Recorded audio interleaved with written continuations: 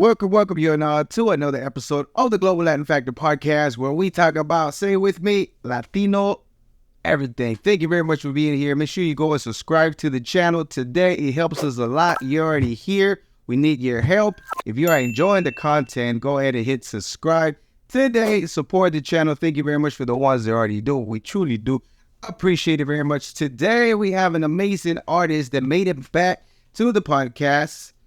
We have an artist, songwriter, originally from Rio Grande, Tamaulipas. Yossy Bebe Yossy in the house. Hello. Hi. Thank you for having me again. I know. You have to do it again because you have some homework. I know. But first of all, we're going to go ahead and do a segment that I like to call Preguntas al Chile. So pretty much they're all the same questions as before, but a couple of them were tweaked. Preguntas al Chile. So we're going to see if we get the same answer and then the new questions. ¿Lista? Yes.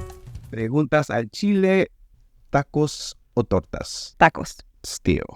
Corn tortilla or flour tortilla? Corn. Gorditas or sopes?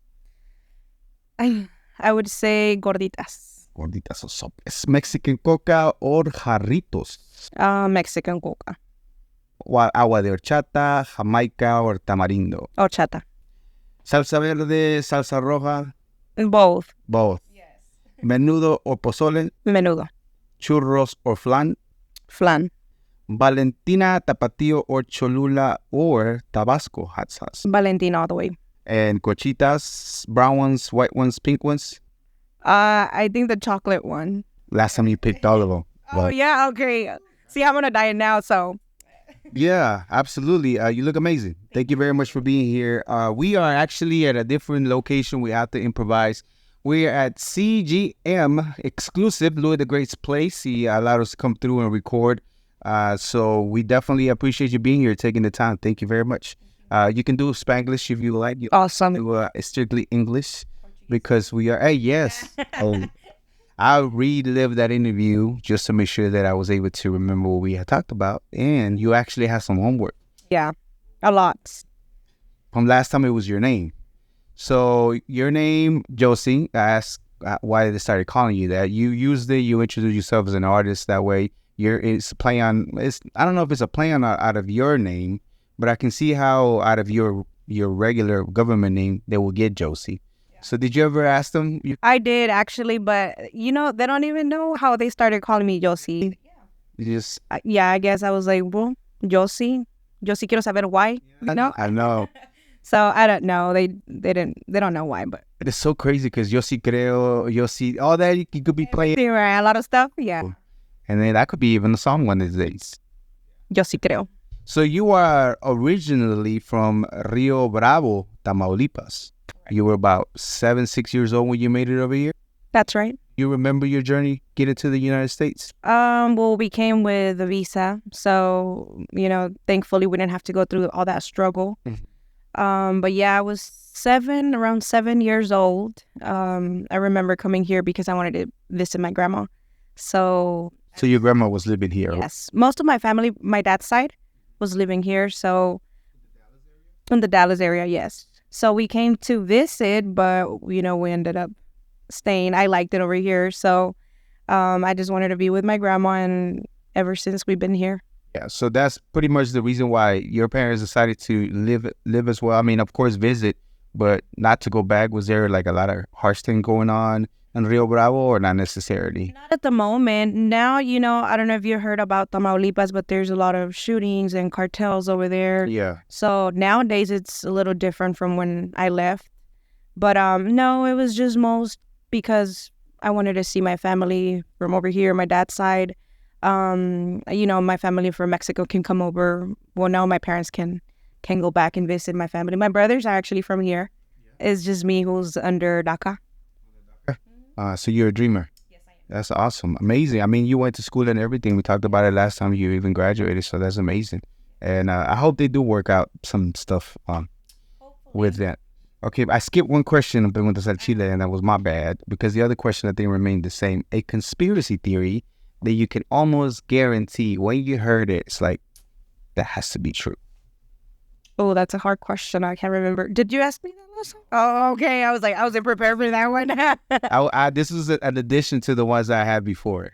You caught me off guard. So The moon landing, aliens, you name it. Anything that you thought of like maybe, mermaids, something like that. I don't know about aliens, but I do like to study a lot about space when I have time. Yeah.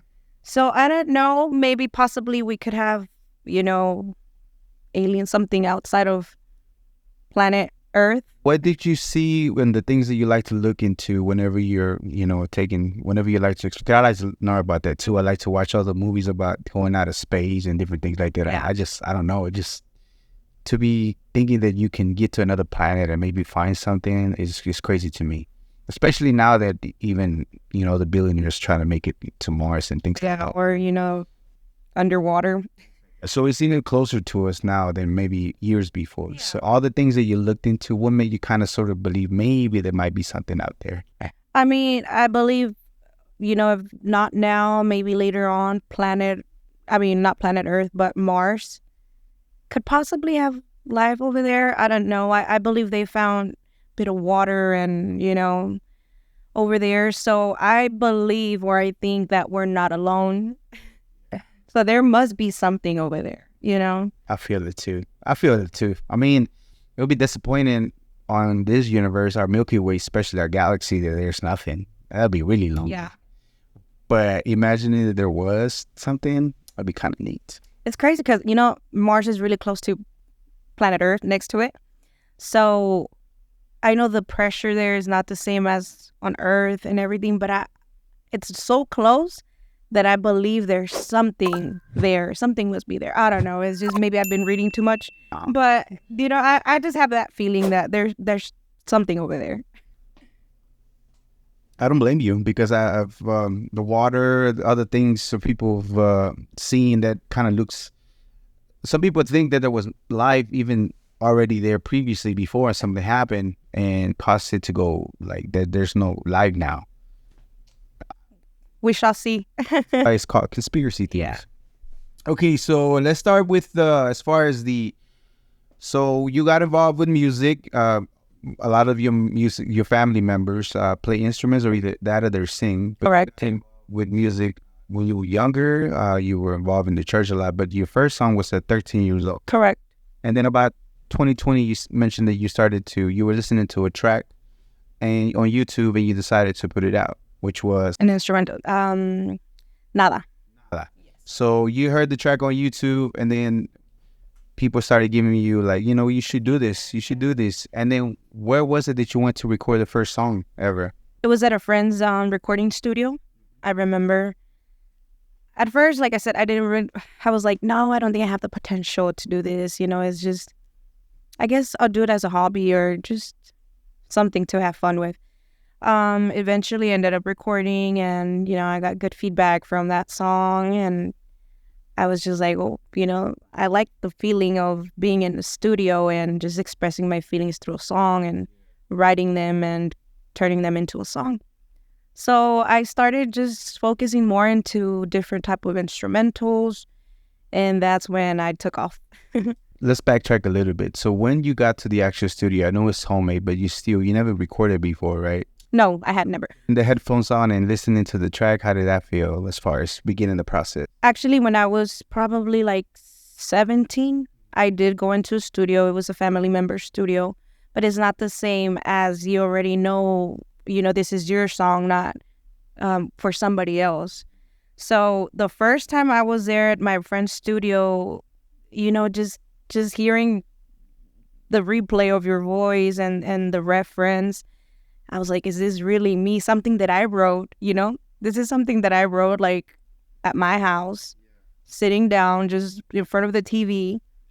So it's a good feeling knowing that you have some sort of talent and you're capable of doing more than just work and other stuff, So when you heard it, you actually got maybe a little emotional as far as hearing your recording your voice and your own sound, your own creation come to life? I got excited. I got excited. I was like, I was already waiting or thinking of for the next song and the next song and the next song, you know. So yeah, it was pretty fun. So the music bug bit you right there. You couldn't stop it. Yeah. Where was the inspiration for that song come from? Have you had? I know you like to write and base some of the things on real life experiences. But that particular song, was there something that you've been saving, you had written before because of something that happened? Not this first song that Nada. It was more of me thinking, what's popular at the moment? What do people want to hear? So I know, you know, girls being heartbroken or, you know, just talking about the guy. So I was like, let me write something about it. I remember at that time, one of the most popular songs was Soltera, I believe, Lunay. So I kind of got a little bit of inspiration from that song. And I was like, this is it. Yeah, nice. So what is your recording process for you? I know you started out for listening to YouTube instrumentals and things like that, but you know, it's been changing over the years. And for you now, what is the process? What do you like to do? You like to hear the track first? Do you like to maybe write something and get with the producer to come up with something? What is it? Actually, it depends, you know. I'm a little picky with instrumentals. It would probably take me like months to find one instrumental that I like. And then I start, you know, like kind of writing something. And if I feel the flow, then I present it to my producer. And I'm like, hey, you know what? I like this beat and this is what I want to write about. Then he will turn it into an exclusive beat. He makes it. Gotcha. You know, something that I don't have to buy off of YouTube or anything. And then how we usually work is either I'm pretty good with intros and the hook, the chorus. And my producer, he's good with everything, but especially the verses. So that's how we work. That's how we work together. So, but it is a joint collaboration as far as you good at what you do, which is coming up with which is very important, by the way, in a song, you know, to get those parts. What as far as we got a couple of little bubbies because somebody left something here in the studio. So they're just making a cameo here and there. But yeah, like you do your part and then he does his part, focus on the one production, of course, arranging, and then of course the some of the rhymes. So y'all make a joint effort to come out with songs. Yeah, we work very well together. We've been working together for 3 years now. So he kind of knows what I like and I know what he's expecting from me. Did you tell me the story how y'all found each other? How was it? Did you find him? He found you, or how did it happen? Yeah, I did not tell you. I was scrolling through Instagram one day and I was looking for, I believe a beat maker. And this guy who's I'm working with in marketing since 3 years ago as well, he's like, hey, you know what? I have this friend. He does music. He could probably help you out with instrumentals. So I reached out to him and he showed me a little bit of his music. I was like, oh, wow. And he was like, you know, I do beats. I write songs as well. I can help you. I can coach you. And I can also do the mix and master for you. So I was like, okay. So we started off with one song, which is 5 a.m. My favorite track. Carlos, I need you to go ahead and clip a little piece of 5 a.m. 5 de la mañana, por favor. Yes. So we started off with that song. And then I was like, wow, this is a different level from what I'm used to. And I was like, this is the guy that I want to keep working with. So I don't know if you have a question there, but I guess we work together so well that I feel like everything that he says is the right way because he's at another level. Yes. That's dope. So, and that's how y'all came to be. IG brought y'all together. Y'all been together ever since. Yes. And of course, you understand that even though you like it and the bug bit you, at the same time, you are willing to take his criticism as far as because you believe in what he does, his craft. And at the same time, it's cool that you're coachable as far as what he needs to tell you. And then you deliver. You deliver every single time because I'm telling you, all your tracks are cool. But the 5 a.m. to me is just pretty cool because I jam it often. But, you know, all your tracks do well. I've seen the streaming Chicamala, and then the last Mod Prohibido, Songs Prohibidos, yes. Prohibidos with 24K on streams on Spotify, and the other one too, 24K streams, which is pretty good. It's pretty good. Amazing. I really don't focus a lot on Spotify. I'm trying to just build a better, I guess, with more views on YouTube, just because it gives you more, how can I say, someone who doesn't really know about music, but it's looking into your music. They're like, oh, well, she has a lot of views, and I guess it catches their attention. But I mean, I try to focus on both, but I focus more on YouTube. But Spotify has been really good to me. It works. You have the right idea, because it's sad to, even though you have all the dreams to put the song out there, if it doesn't have the numbers, it's not gonna gravitate people to go curious to just click on it and see what it's about. Yeah. So yeah, you do have the right idea, because even though you put all your heart and soul and money into it, it's just, Exactly. if you don't push the numbers to get it to where the algorithm picks it up and it does better, you just do marketing and keep pushing it, then you're right, people are just not, and They have to see it. but if you think about it, if you see yourself scrolling through certain things, all of a sudden you realize you find, just like them, looking through things that have a lot of views and click on it. Yeah. Catches your attention. Have you been focusing a lot on IG too and TikTok? I haven't seen you on that. You don't do a lot of TikToks, but mostly IG. Instagram, yeah, I'm more of a person who, if I don't have anything good to put out, I'm not. So I'm not a TikToker or anything like that. But videos or promos about my music, I do post them there. I've gotten a good feedback from random people on TikTok as well. So, but yeah, I try my best. So I don't know how I feel about them sometimes, because I mean, everybody has an opinion on them, but who are they as far as their credentials, right? It would be cool to know if like somebody that's verified and knows about it and like could have done this better and be like, oh, makes sense, because you're coachable. You listen to it. Some random person with no views, not even a picture of them. I mean, you know what I mean? It makes you feel like, why are you here? Like, just keep scrolling. Yeah. When it comes to music, because I feel like I have a huge heart, and I have a friend who calls me, she's like, ¿Quién te manda a ser tan sensible, so sensitive? In different aspects, not music-wise. But when I was like, no, when it comes to music, I know not everybody's gonna like my stuff. So I'm mentally prepared. Like, that's not gonna stop me from doing what I like. If I feel comfortable doing it, I'm gonna keep doing it. As we talked about last time, it's crazy that I just clipped this little video last time about how people have a bunch of dreams and everything, and it's sad that they don't take any actions to do anything about it, and before you know it, they're about to die and nothing happened, and they never got it out. At least you got the opportunity to say, you know what, I give it a shot, I give it a go, I'm doing it, and no matter what else, because if you don't believe in yourself, like if you don't believe in the things in your craft and the things that you do, how else is other people are going to jump in the boat for you? You know what I mean? Yeah. So a lot of people won't ride with you for a long time, your best friends, whatever the case might be, family members, until they actually see. And all of a sudden, they start like, oh. Correct. Yeah, I know. I understand you. Yeah. So I'm proud of you still to this day as far as what you've been doing and continue to do.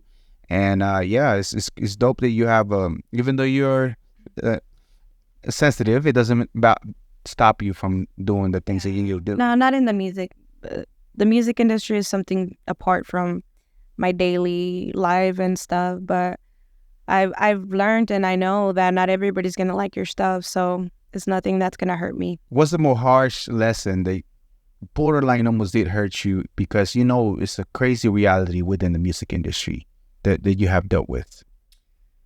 Probably, I would say whenever, I guess nowadays, followers on social media means a lot to a lot of people. I'm not gonna mention where, but some people, due to them having a lot of followers, think that you're not good enough to be part of the same event, platform, or performance. I don't know. But it happened to me not long ago, where they try to make you feel less because they don't know you. But then I've noticed then they hear your music and, they're like, oh, well, I guess Do you want to say any names? No, I'm not. I mean, not to cause drama, but where in your radar did it come to you that they were feeling that way? Where did you sense it? Did you hear somebody? Did you see something that somebody posted and saw that they were referring to you? Or did you hear something as you were in the same place and they were talking? No, it was more of their actions at this place. They let their people, their crew, I guess, take control of the event, or just little things that I saw. But I'm that type of person. I'm just quiet and I'm not gonna say anything. I'm not gonna argue about anything or complain. So I knew they were giving priority. I guess they have like a big group. I don't know what it is, but I guess I was just one of the few that were invited outside of their group. But it's nothing that hurts my feelings or anything like that. But it's just Hello, quickly jumping in to let you know. I know that you are enjoying the show, so go ahead and subscribe, hit the notification bell, and now back to the episode. I don't know what it was, but I was like, you can't judge somebody, But what is their accolades per se? What is their thing that makes them more, because they have more followers or because they actually have like a deal with somebody? What makes them, for you, think that they are higher than you in a level as far as the industry goes? I think it was that, because I looked at everyone's followers, on their social media. So I was like, I guess it's a thing now. If you have, I don't know, 10K up or whatever, you're more important than somebody who doesn't have the same amount. But I learned, as I go and as I meet people. I know there's good people out there, good events, good sponsors, and different people out there that actually care about your music, your career. That's why I can't never stop thinking Carne Asada Fest, because they make you feel important every time that I go to their events. Which is not them that I'm talking about, just to make it clear it's somebody else. But it was just something that I'm like, it's whatever. It's nothing that's gonna cause a problem or anything to me. But yeah, that's something that I could tell you about. That's dope. So tell me about it. Year number 3, Carne Asada just happened in May. How was your performance? I was gonna go. I was gonna buy a ticket, but I had a family function, and I didn't want to be somebody to buy a ticket, and somebody else wanted to buy a ticket. So, No. but I did tell you that. But Yeah, no. It's always, every year is just bigger and better. This year I thought I wasn't gonna make it. I've never mentioned this, but I got sick like 3 weeks before the event. It was pretty bad. I was like, I told my choreographer, I was like, hey, this is going on. I don't know if I'm going to make it to the event. It's like, I don't know what's going to happen. They told me I had something like an ulcer. So I Googled, I was like, if I have surgery, how long is it going to take? Yeah. This was a week before the event. I was like, I'm not going to recover by the time. Yeah. So you tell me to organize anything? No, I was waiting, because I was like, I'm just going to hold it. I'm going to put up with the pain. But no medication over the counter was helping me ease the pain. Oh. So I was like, what am I going to do? What am I going to do? I told my mom, I was like, I don't want to go back to the hospital, because if I need surgery, I'm not going to make it to the event. And my mom was just like, you need to think about your health first. And I was like, no, I can't. Were you Googling like some home remedies to try to? No. So I was like, it got to the point where I couldn't put up with the pain anymore. I had to take myself to the ER.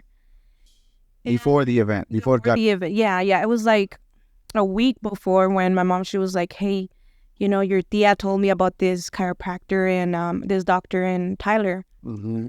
So I drove to Tyler, and I was like, this is going on, because they told me I had something. I don't know, there was something such as chronic stress.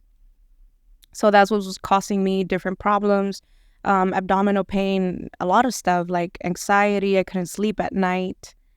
So I went to the chiropractor, and he gave me some, I guess, natural medication or holistic, not really medicine, but holistic, more natural remedies, stuff like that, more natural things. Cool. Okay. And he I guess he popped my bag. I was so stressed out. So I'm not gonna lie, after I left that chiropractor, I called my mom. I was like, you're not gonna believe me. I was like, I feel so different. I have a lot of energy. And this was maybe 3 days now, before the event. So I went to rehearsals with my dancers, and I was like, we got it. We're gonna do it, you know? He was a little, my choreographer was a little concerned. I was like, I'm not feeling well. I don't know what's gonna happen. But yeah, for a second, I thought I was not going to make it to the event. The event was amazing. Yeah, we had everything ready, so I was like, I can't miss it. Of course. While were you on a high stress? Did you realize you were on such a high chronic stress level? I did not. You know, my job, I work practically 24/7. I'm always on call. So I think that's what is stressing me or was stressing me out. I haven't taken vacations in 2 years. I have worked nonstop. Well, you better take vacation, woman. You better take vacation and get away at least. Yes. If you're staying at home. I mean, it's good if you can get away and go somewhere else, but you don't have to just take the time off. Yeah. No, well, I'm taking them in August. So, yeah, that's what it was. That's what I'm blaming it on. But I mean, after I went to the chiropractor, I was like new. Everything was, I had a lot of energy because it got to the point, it was that bad that I couldn't even concentrate. I couldn't record my last single that was supposed to come out in May. Mm-hmm. I did record it just for the event because they already had the choreography and everything done. So. Which single was that? Cacería de Perros. That's the one I opened with. And I did record it, and my producer was like, Yossy, you can't release something like this. It's not something that you want to take out.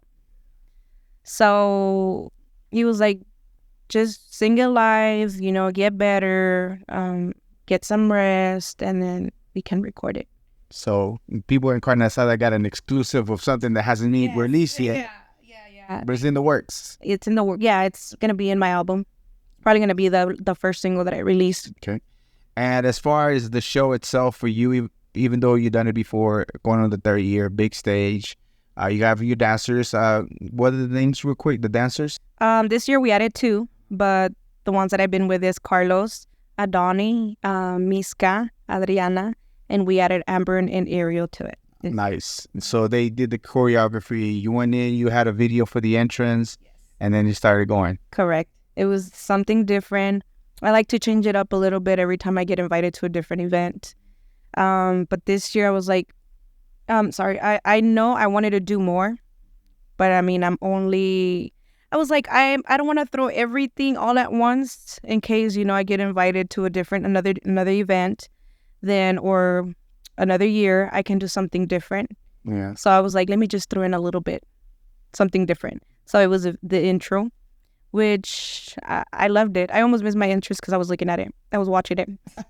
You always miss your cue? I was like, oh, shoot. Yeah, I was watching it. I was like, oh, I got to grab the mic and like, who's coming to the station? Oh, shoot, it's me. My bad. Yeah, I was like so concentrated on the screen. Oh. Yeah. And then afterwards, because I know from when I seen you before, you came out stage, people want to tell you take pictures.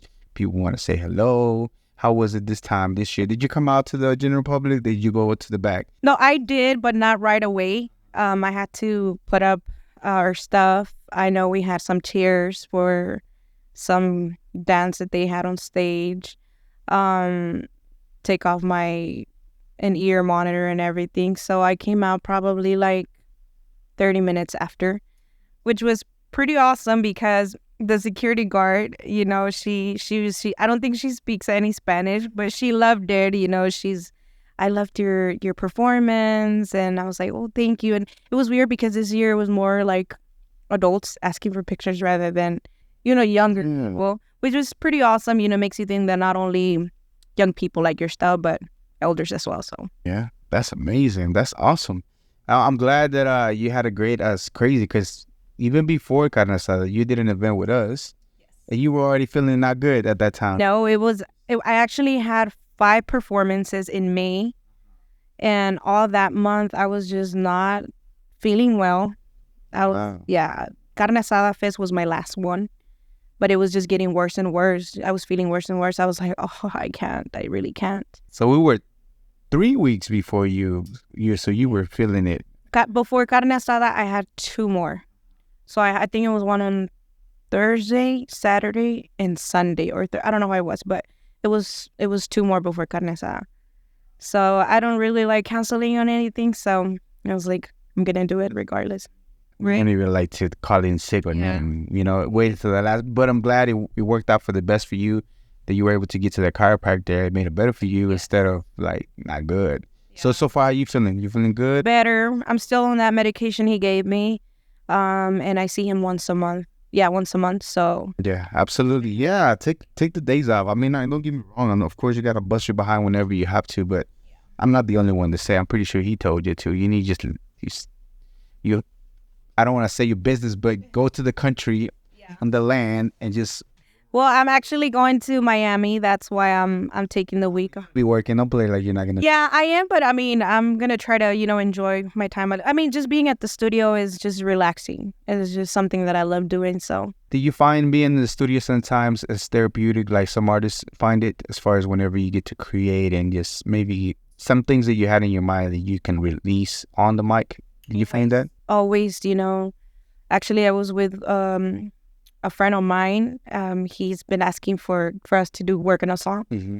I was like, do you have an instrumental? Do you have the beat? And he's like, no, we'll just get it off on YouTube. I was like, okay. So we found something, and I was like, let's start recording, So I kind of like freestyle the whole song. Well, not the whole song, but the intro in the chorus and a little bit of the verse.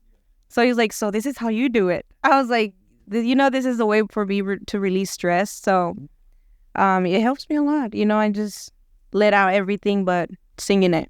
I'm sure you do it right. Send the right stuff to Yossy, because she'll let you know it. Yeah. I wasn't even one of the artists that was reaching up, but she's like, what are you doing? Sending me, I'm like, I'm sorry. I know. I was like, yeah, like, well, I'm sorry. I was like, wait. About my song? Like, I was like, wait, wrong message. I was getting an earful, which is good. Like, hey, you gotta know what you're working with. Like, gotta be on point.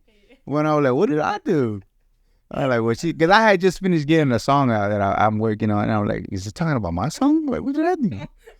And we started going, so like, oh no, it's nothing like that. And they're like, oh, yeah. Well, here you go, hear my song. Such petty. I was like, I know. Appreciate you not going in on me so much. No. Okay, so sponsorships, as far as your music goes. So Moda Music Group, are you still working with them, or? Yes. He's more of my engineer when it comes to performances. Mm-hmm. He comes from Tyler, and he's there to help me out with everything. So what does an engineer do as far as a performance? Can you explain to me? Gets everything set up for my performance. Like if I have a mic myself, he's in charge of going to whoever's the engineer there and has the stuff going on to get it set for me. He gets my in and ear ready.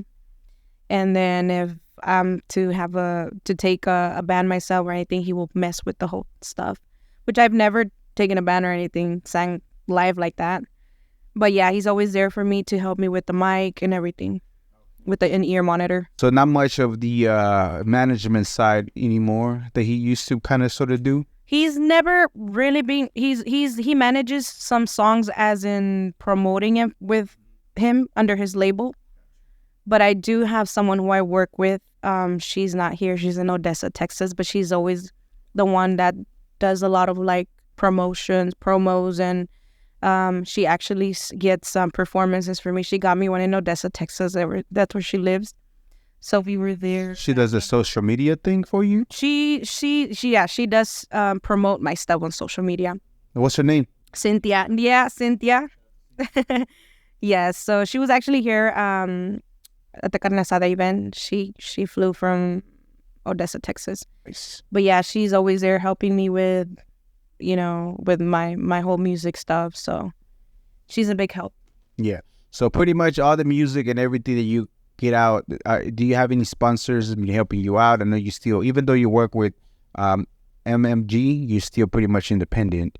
Was there any sponsors that you're working with? Anybody that helps you out? Or is there anything that lends you a hand? No. Everything is out of pocket. I pay everything out of pocket. Sometimes I have people who reach out to me wanting a featuring, which I always love working with different artists and different type of people. But I don't think they understand what's behind recording just one song. Oh, yeah. And, taking out a music video. At least for me, I like doing things the right way. One song for me to work it with my producer, you're talking about at least $1,000 per song. Per song. Yes. That's quite a bit for a song. That's a good amount. If anybody was to reach out to you as far as a feature, it's not that you're charging them for it, it's the time, studio time, and getting it correct. Because I'm pretty sure, look, shout out to your artist, man, but you have to understand that sometimes whenever you're out, it's cool that your homie can record you and everything, but at least try to get somebody that you like their sound, they can do it correctly for you at the best affordable price you can. But understand that the higher you pay, it's more likely the quality is going to be a whole lot better, and it costs money.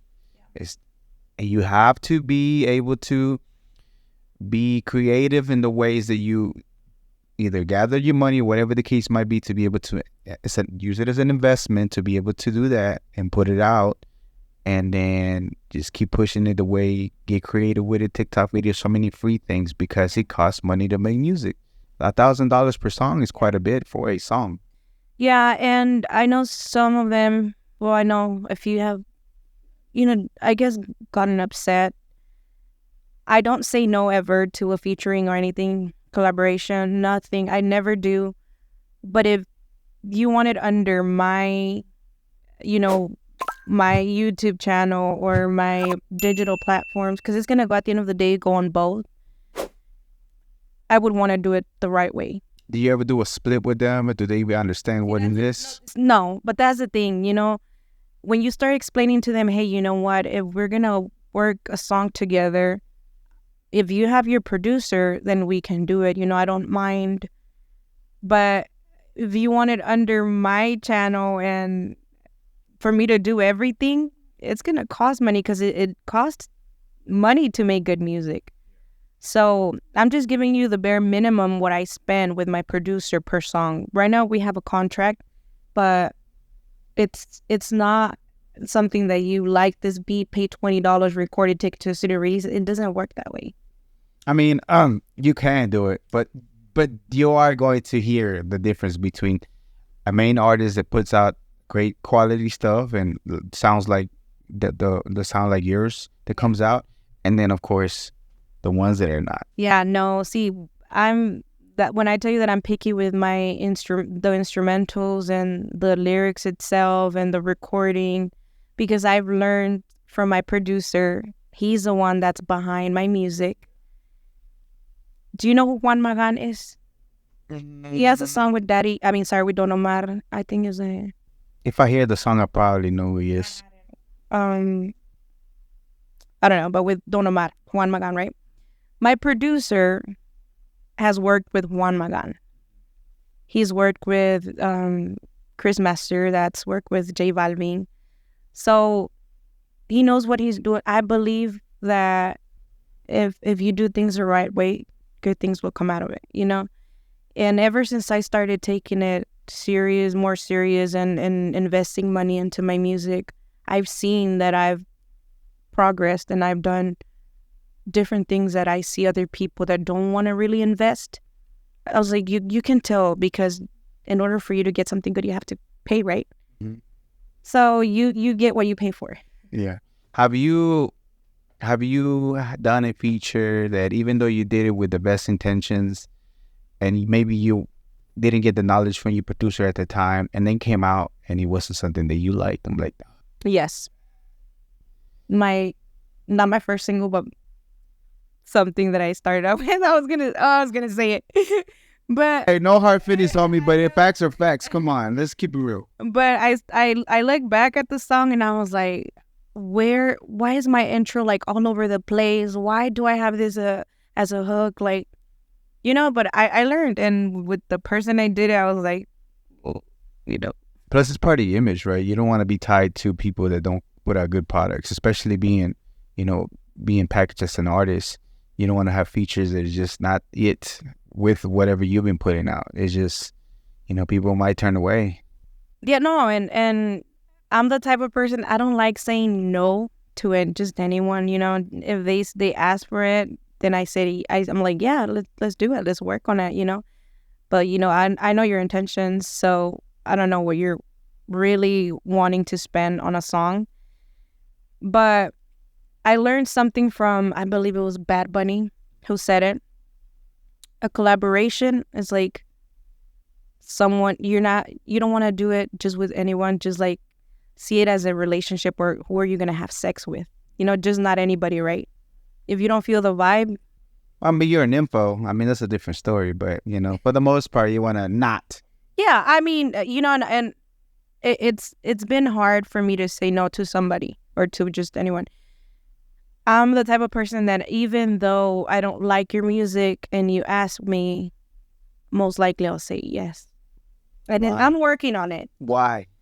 Because I don't want to be that person that they say, oh, she thinks she's better, or I don't want to be ever that person. But if we were talking about earlier that it doesn't really matter what people say as far as like criticizing or willing to have a strong backbone, then it's not that, and your intentions are not that whatsoever. You know what I mean? These are friends, not random people. So I already had one that deleted me off social media. You've been losing friends for a minute now doing the music. It's hard, whenever you know that they're there because they're your friends, or they're there because they want something from you. I'm not saying that's the case, but if you're asking me to write 2 songs for you, but I work 24/7, I'm working on my music as well, but you want me to do everything for you and go to your studio whenever you have the time, not what, that's, and if I take my time, it's because I'm really busy, like working, not working on. What are they doing for you? That's a good question. But you know what? At the end of the day, I mean, it's not that I care what they're saying, but it's friends that I'm losing because maybe I don't write the music for them as fast as they would like, or things like that, I can't believe you're such a terrible friend. I know. No. Okay, so maybe it's because I'm older than you, and maybe older people, but you are going to eventually not have a lot of friends when you get older.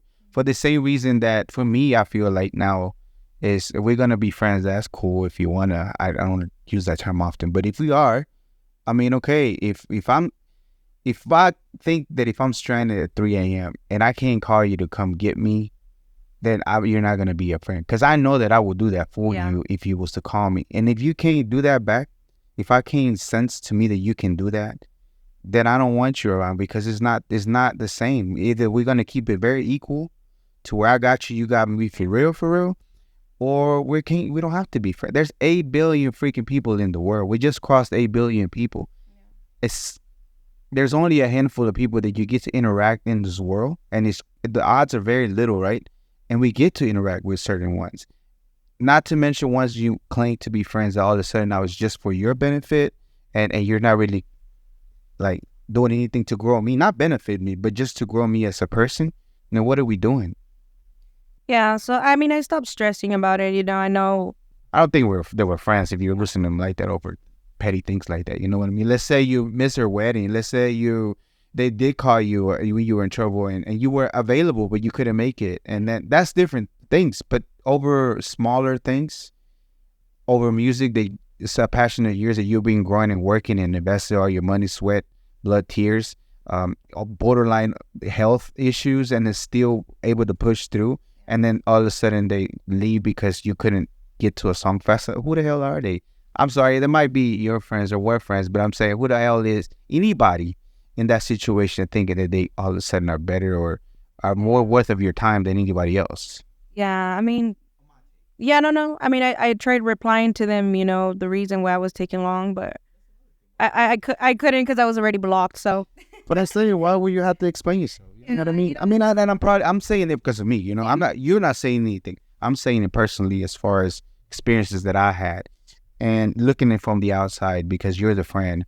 But I'm like, really? Over that? No, but I started, realizing how to handle situations like that. So it's nothing that I'm stressing over, or I'm learning as I go. So How difficult is it for you to make music or be in the music industry, coming from a Christian background, a Christian family, being very young and starting to get involved with the church 5 years old, even younger, to be able to be doing music? A little risque at times, but at the same time, good quality stuff. And then, of course, I'm pretty sure alcohol is frowned upon in being a Christian. How tough is it? Is there ever a conflict with you as far as what am I doing? Because, for example, you have Faruco then, left. I don't know if I think he came back, but at the end of the day, he did took a little break as far as doing music for the same reason, because he... yeah. I'm very blessed to have the support, my parents' support, my siblings, my family. Of course, they're not, the big fan of what I write or what I sing. But at the end of the day, they're like, if this is what God is having you do or allowing you to do, then, we support you. Of course, they would like me to most likely sing gospel music and go to church and all of that, which, I'm not, I have a good relationship with God. But music-wise, I know they would prefer for me to sing something different. But they're there. They support me. My family was there at Carne Asada. My parents couldn't make it, but they were there last year. Yes. Every single every song that I start writing, they're there. And them two are the first that I show my music to.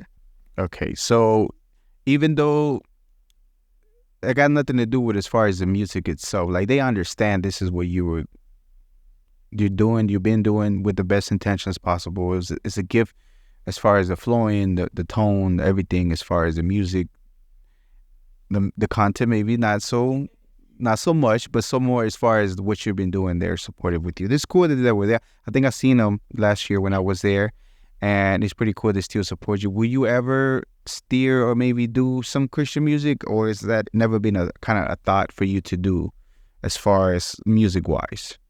No, I mean, I do have some songs that when I was younger, that I... Not the Cortavena ones, is it? No, I actually have a friend who he loves music, and he's always been there for me to support me. But he turned into Christian now. He plays piano, so he was asking me have you ever written a Christian song? I'm like, yes. So I was showing him, and I was like, you should take it, because he sings and he plays piano. So I was like, you should keep it. I was like, I don't think I can finish it, but, you can finish it. I have started. And he liked it, but I can't always write anything. Like, if it's about God or whatever, it's just there is not the same passion, I would say, because I'm not fully into church. But I mean, like I said, my relationship with God is there. Maybe one day, That's cool. I seen it in an interview, and it was like in passing as far as you were mentioning. I thought there was opportunity for them to ask more as far as my thought. And I was like, I think it's important for you, since you were little, to maybe, because of other artists, big artists that done it, to where they just, went a separate path, and to each their own. However, whatever relationship you want to have with God or whatever it is pretty cool. But I thought maybe it will be something that maybe you explore, or I'm pretty sure it's something that may be complex.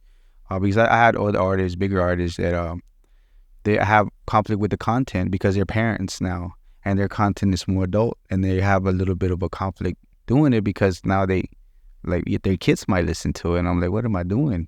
Type of situation. I try not to show them whatever I think is not appropriate.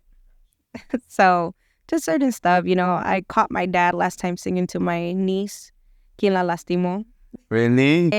Yeah. So they be finding your song. They be finding your music. Because I show them my songs as well, whatever is, appropriate. But yeah, the lingo they might not understand, or like they don't understand what you just said. I'm like, what? Like, of a chill song.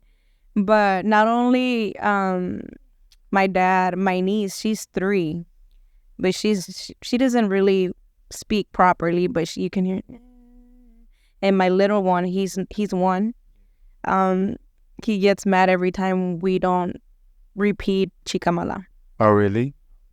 We go from my ranch to the house, and we play it all the way over there. I get bored of listening to my same thing over and over, but he will cry if we take it away from me. Easy. That's pretty cool though. How does it make you feel like knowing he does that? Then I know I have to be more careful in what I play because, you know, they catch everything. But even at Carne Asada, he was at Carne Asada Fest after, because I performed Chicamala. After that, my sister said he started crying. There was no repeat. I was like, no, there was no repeat there. Yeah. That's pretty cool. How difficult is it to be in the music industry and not? I know you had a few situations with alcohol, maybe on a music video that was filmed, maybe a little bit of a conflict with party buses. Maybe it's not your thing, but how difficult is it to just not be involved with alcohol at the time, as far as whenever you're about to perform or things like that, whether it be peer pressure or people within, listen to your music want to have you partake on either drinking or whatever the case might be? Well, I try to take at least a drink or two or a shot before any performance, just because it kind of like, I don't know, it's more... It's a ritual. It's a more kind of relaxing. Yeah. I tend to not get nervous ever. But there is like a period of time when I know I'm going next to when I feel like a different type of adrenaline, but then I calm down and I enjoy my singing and my performance. But I've tried it without having any alcohol before, and I just feel like I can see everything, hear everything, so I focus more on what they're, the way they're vibing, unlike whenever I have at least one or two, just so I could relax a little bit. And, I just tend to dance more and move around more. So you still try to keep it professional, maybe just do one, not too crazy much on it. I learned my lesson, because there was one time, it's because my performance was super late. I think it was at 2 a.m. So I was like, we started drinking. By the time I got to my performance, I was like, thank God my friends knew the song, because they were helping me. Got your lyrics as you were performing. So they were singing it and you kind of caught on. I gave the wrong beat. So I had to jump onto that beat and sing. I didn't really know that song that well. Wow. But your friends knew it. Yeah. So I managed to finish it. Well, maybe, except if they're not around anymore, maybe. Yeah, not the ones who fought at the party bus. I didn't want to bring like crazy stuff or crazy topics and stuff, but it's crazy that the last interview we were talking about Perrea and the video itself, man, I get it that sometimes we don't want to get crazy risque, talk about crazy topics, but it would have been a cool story for me to hear. There was fighting going on and the filming of Perrea, and you even had to throw some hands in there too. Unfortunately. And it's because, friends tend to bring friends that you don't know. So I'm like, yeah, go ahead and bring them over to the party bus. Just know that we're going to be filming. I guess some people can't handle alcohol. That's why I don't drink no more. Yeah, no, if you're going to fight and stuff like that, then we're not that type of people. Tequila, that's why I don't drink no more, because it's I feel 7 feet. Undestructible with armor. What's up? Unstoppable. Yeah, so they started fighting, and I was trying to calm down the situation. My friends and I were actually trying to calm them down. They didn't listen. I was like, and I'm not a troublemaker. I'm peace and love all the time. But when it comes to that point, I was like, we have to do something. It's the song, gotta break it up. Man, it's crazy that happened doing Perrea. And we were talking about it. I'm like, man, she didn't share the story with me. It would have been awesome. But probably I didn't ask about it. But overall, the whole y'all got the video out. It did great numbers. I think it was 13K views. And it looks good. I mean, it was after. It's crazy though that. So did y'all do another party bus and redo some shooting, or everything that y'all got there? We got it before. Like, we were done filming. We needed one more thing. think like one or two more shots that the general was saying. Yeah, so our friend, she bought some champagne bottles because we were gonna add that to the end of the video, like just throwing champagne. Champagne shower. Yeah, so she bought the champagne. We were like, okay, when we stop, we're gonna shoot that scene here and there. I remember that we stopped at a gas station. And that's where the whole situation started to escalate, and we were like, let's book another hour. So we were done. So we told the party bus guy, we were like, hey, can we book another hour? We had just booked another hour when the whole thing happened, and he had to stop. He ended up calling the cops. They arrested 2 people there, I believe. Mm-hmm. And there was 2 people arrested? Yes. It got crazy, out of control. So you lost your hour, or did you give it back? No, we lost it. Yeah. See, that's the thing that people don't take in consideration. The fact that she rented the bus, because I'm pretty sure it was all you funded, and the alcohol. In addition to, not to mention, you were being part of something that you're passionate about. It's cool that everybody's partying, but just not being considerate about it, that sucks. And I get it. That's why, for me at least, alcohol is not the thing for me. That's why I asked about the alcohol question, because things can get out of control sometimes. You're right, people don't know how to handle that. They might be young and experienced drinkers or whatever the case might be, but still, the money and everything that you had to put. But at the end of the day, even though everything happened, the video, I feel like, still came out really good. I liked it. Yeah. Yeah, we ended up losing that hour. And, our friends, they were actually telling the people who were causing the whole drama. They were, we're here for Yossy, Yossy. We're doing it for Yossy. So I guess they didn't care. Like the younger, I think they're in their early 20s or so. So, but I mean, it was a good experience, something. And more friends were gone after that. Yeah, well, I mean, they were really friends because, they didn't care about that it was a video that I was shooting for myself. But the videographer, Vuki the videographer, oh my goodness, so many expenses. Yeah. Just the party bus itself. And you're still acting the fool? Man. I was just like, so we joke around it. We joke about it all the time. Like, let's rent a party bus. Because that's not your first experience with the party bus. Last time I checked, you also fell and were like almost hands up in the air and almost knocked out, but at least the wind got knocked out of you. Yeah, stay away from party bus. I know. I think it's just a curse. Yeah, I have to see the, what's it called? Chiropractor more often if you get another party bus. So yeah, mejor no. Okay, so you have been talking about doing an album for a little while now. So how is where are you at in the step of that particular project as far as the album goes? I've been working on it for a while now. Like I mentioned before, it takes a lot of money, time, dedication. So I'm actually flying out to Miami in August to finish my album. And to vacation. And vacation as well, yeah. Yes.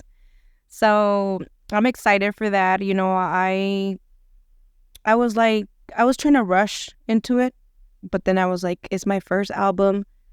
It has to be, like, I'm trying to add, I know you don't add commercial songs to an album, all your album, but I like commercial songs. So I have a little bit of everything, a little bit of dembow. So what I'm trying to add dembow, working on that, romantic, and of course reggaeton.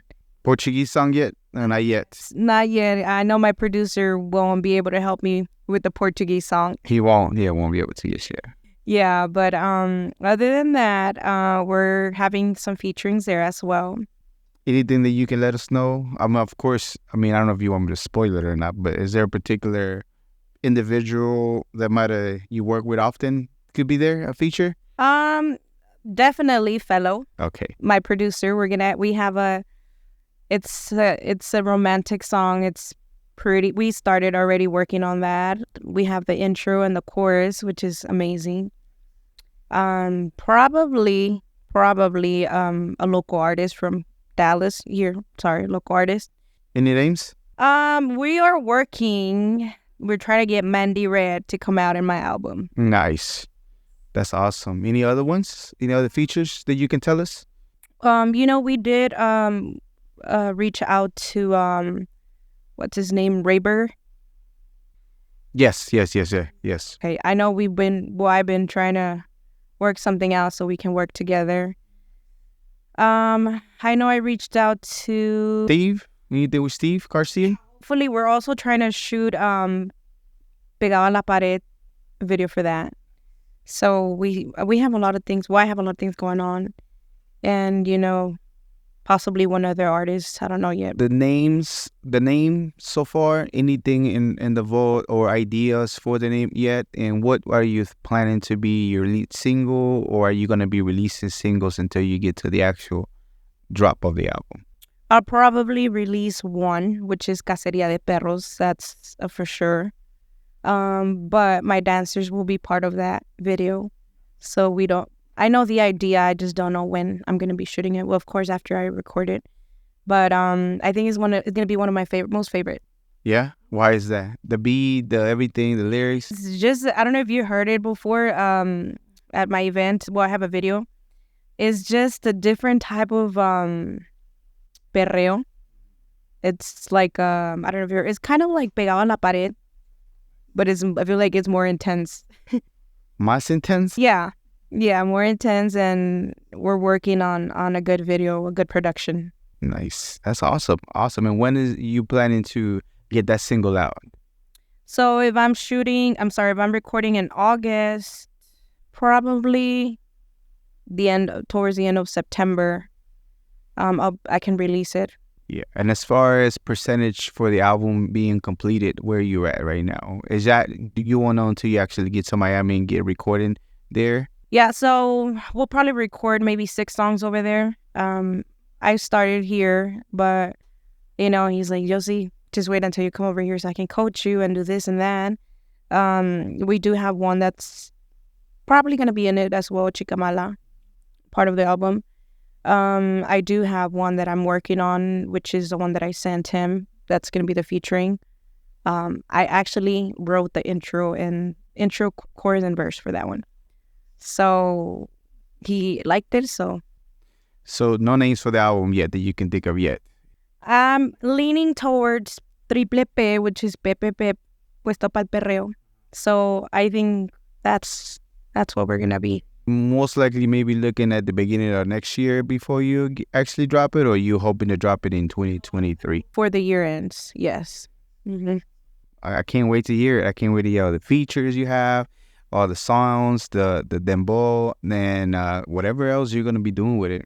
And the new song with, hey, I don't know if you know, fella, but that 5 a.m. track, that's my joint right there. I'll be telling her I'll be coming home from a gig that I did, and I'll be jamming that on repeat.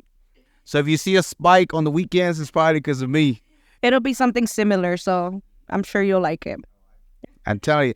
And I'll be doing, I'm not a DJ. I just be playing some music sometimes. But when I do, I'm sure I'll be throwing that in there too. Because, man, it be jamming. For me, I love it. I know you have other songs I said, and they all sound great. But to me, I don't know why. I feel that song is just like a vibe. Like, I've had a lot of guys giving me a good feedback about 5 a.m. Mm. I don't know why. It got... I mean, I don't know why they would relate, but I'm just saying that song is a vibe. That's badass. Yeah, it is. I really like it so much. So that's pretty cool. Dream collabo. I mean, I know right now you're just working on your album. You're getting some of the local individuals here doing the songs. But if you had an opportunity to do a dream collabo, who would it be? Would it be... Give me some names. With a global artist? Whatever you would like. Have you heard about El Fercho Mur? No. Fade? No. You've never heard of Fade? Maybe not. No, may ring a bell, or maybe I just not. El reggaeton la pone freaky. Ah, that one? Yes. So Fade. I just because he has good lyrics, like he's a producer, he's a singer, of course, and just the way he writes his music is amazing. Awesome.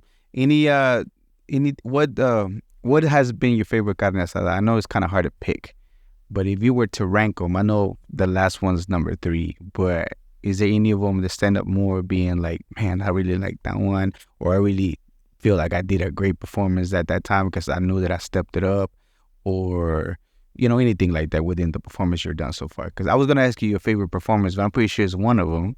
unless there's a different one. However, which one how would you rank them for you?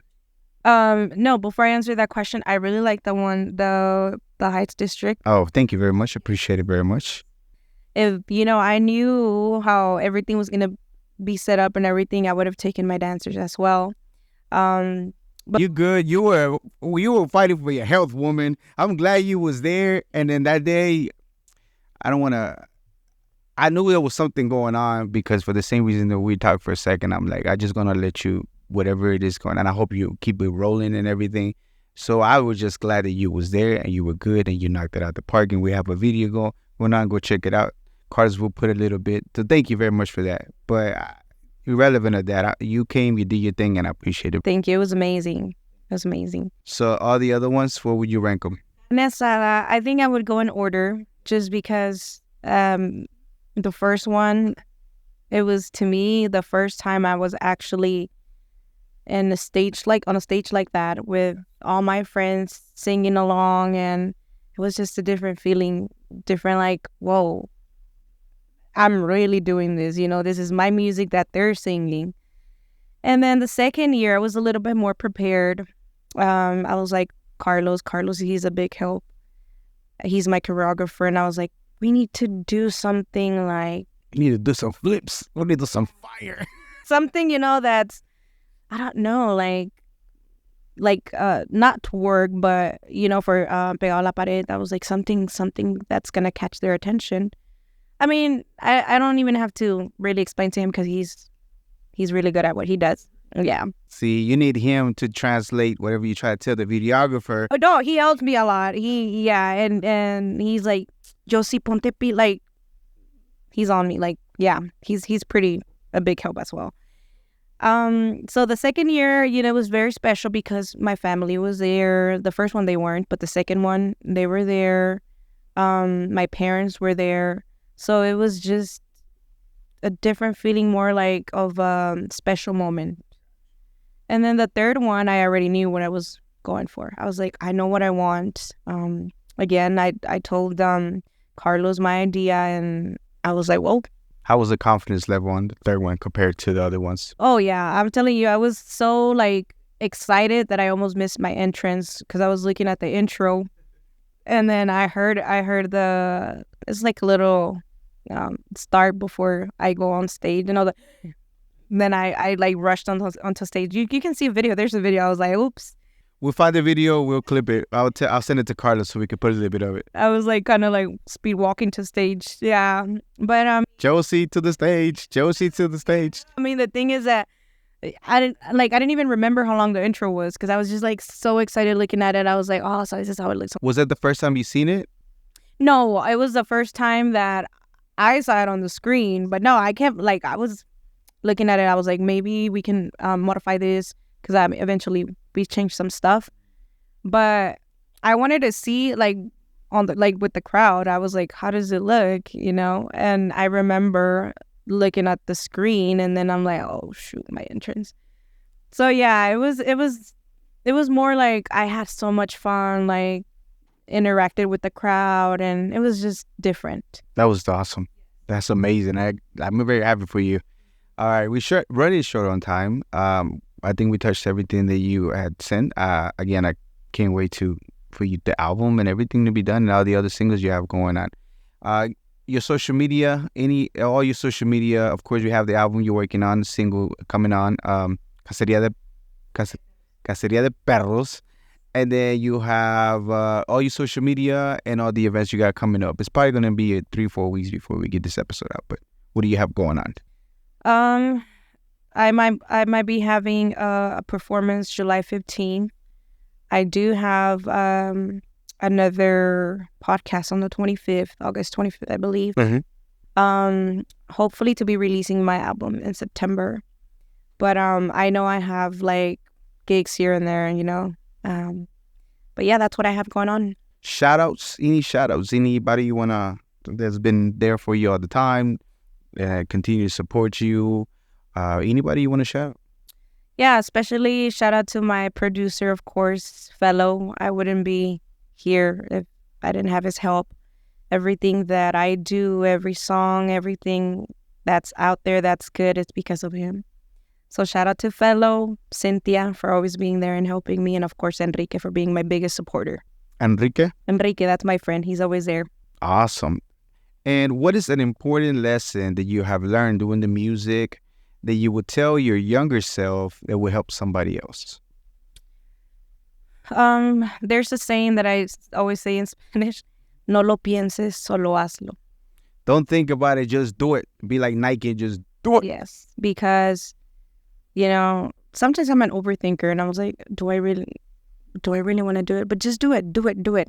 Regardless of what happens after or the outcome, just do it. Entonces, I think on the interview, you also, te gusta mejor pedir perdón que permiso.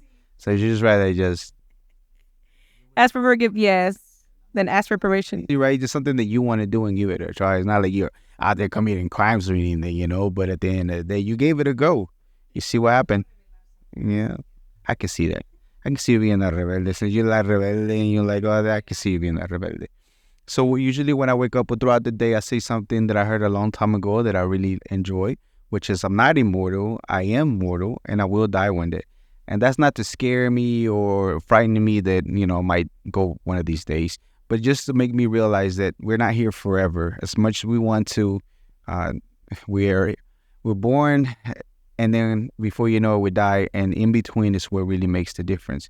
With that, I wish you a long, prosperous life, but after everything's said and done, what do you want people to think or see or feel about your life? Someone who never gave up and always went for her dreams. Awesome. I appreciate it very much. And it's amazing story. The first time we had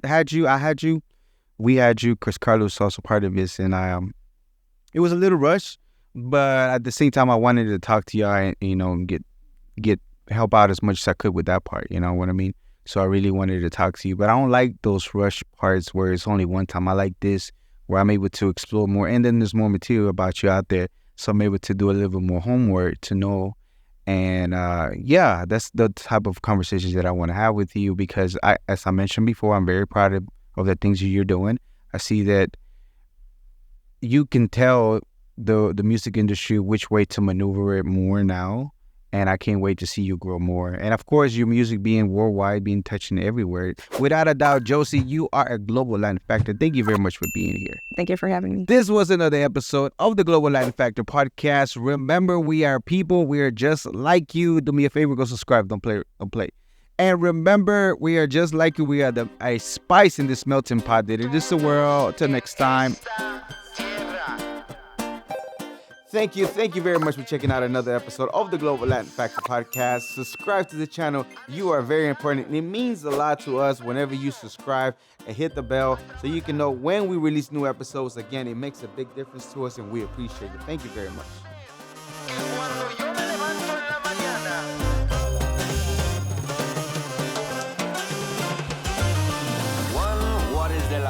Walks like a pedo, but in fact is a flamingo. Coming to Havana and reach from Puerto Rico. On a pirate ship, you don't know where do we go. The birds of the jungle.